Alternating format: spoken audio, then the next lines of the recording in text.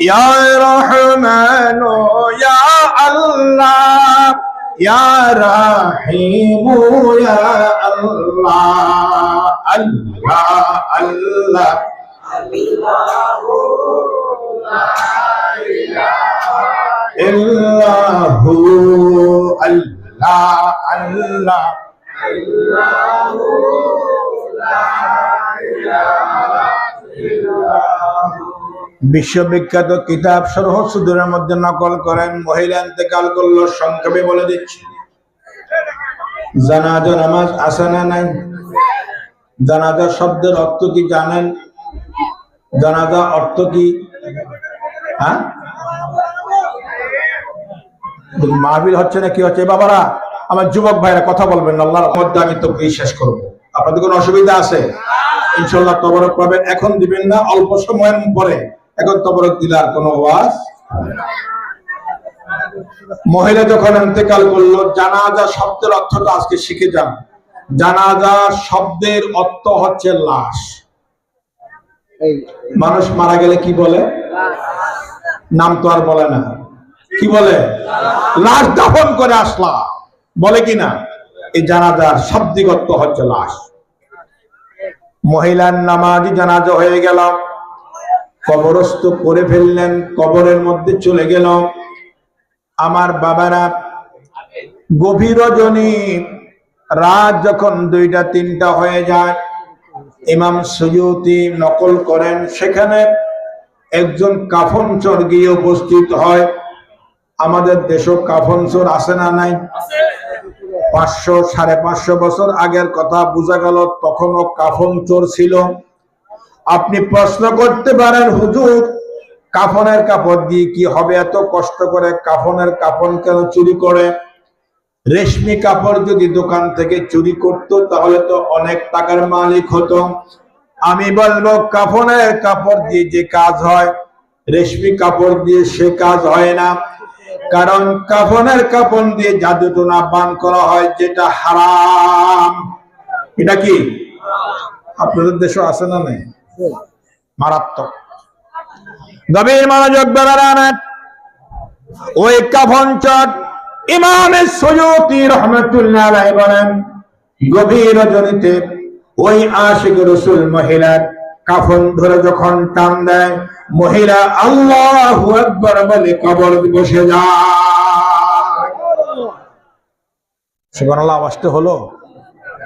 আর কোনো মুদ্দা ওঠার দরকার নাই।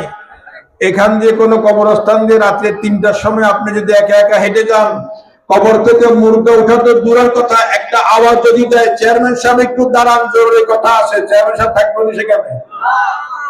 সুবহানাল্লাহ, কি জবাব দিলেন আপনি? চেয়ারম্যান সাহেব অন্তত পক্ষে কবরে না গেলেও মেডিকেল পর্যন্ত নিতে হবে তো।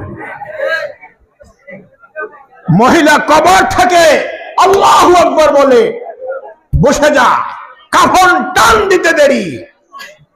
আর কাফন চোর থরথর করে কাঁপতে থাকে, মা আপনি কি মারা যান নাই? হ্যাঁ মারা গিয়েছে, আমার তো নামাজে জানাজা হয়েছে। তো তুমি তো একজন জান্নাতি মানুষ, কথাটা খেয়াল রাখবেন। মহিলা বলতেছেন তুমি একজন জান্নাতি মানুষ, একেবারে উল্টা কথা না? তো তুমি কাফন চুরি করতে আসছো কেন? ইমাম সুয়ুতি নকল করেছেন। কাফন চোর চোখের পানি ছেড়ে দিয়ে বলে, মা পৃথিবীর জমিনে যারা চোর আছে তারা জীবিত মানুষের ঘর চুরি করে, আমি চুরি করি মুর্দা মানুষের ঘর, আমি কেমনে জান্নাতি হব? আকাশের নিচে জমিনের উপরে আমার চাইতে তো বড় পাপী আর কেউ নাই। আজকে এই দরবার শরীফে যারা আসছেন, আমার বাবার আল্লাহর ওলি দরবারে যারা আসছেন, গভীর মনোযোগ। ওই মহিলা বলেন, আমার যখন নামাজে জানাজা যখন হচ্ছিল, তখন আমি দেখেছি তুমি সেখানে নামাজ পড়েছ। ইন্নাল্লাহা গাফারা লি ওয়া লিজামি মান সাল্লা আলাইয়া ওয়া আনতা ক্বাদ সাল্লাইতা আলাইয়া। আল্লাহু আকবার। আমি আল্লাহর একজন প্রেমিকা, আমি আল্লাহর দিওয়ানা ছিলাম, তাহাজ্জুদের নামাজ পড়তাম, আমি নবীর আশিকা।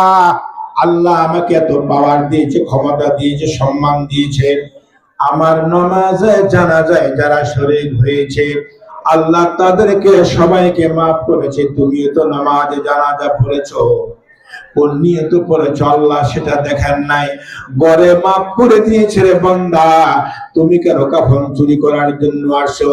কিতাবে লিখেছেন ওই কাফন চোর আল্লাহর দরবারে সাজদায় পড়ে পড়ে কাঁদে আর বলে, আল্লাহ তাহাজ্জুদ তো পড়ি নাই, মক্কা শরীফ যাই নাই, মদিনা শরীফ যাই নাই, তোমার একজন বান্দিনীর কাফন চুরি করতে আসে, এই জন্য জানাজা নামাজে শরীক হয়েছিলাম, তুমি আমাকে ক্ষমা করে দিয়েছো মাওলা। জীবনে চুরি তো দূরের কথা, তুমি নারাজ হও এমন কোন কাজ আমি করব না। এবার আপনারা জবাব দিবেন, একজন মহিলা আল্লাহর ওলি আশিকা ফাজলা নামাজে জানাজায় শরীক হবে, যদি জীবনের গুনাহ মাফ হয়ে যায়, আল্লাহর ওলির দরবারে আসলে আল্লাহ চাইলে ক্ষমা করতে পারে কি পারে না? আর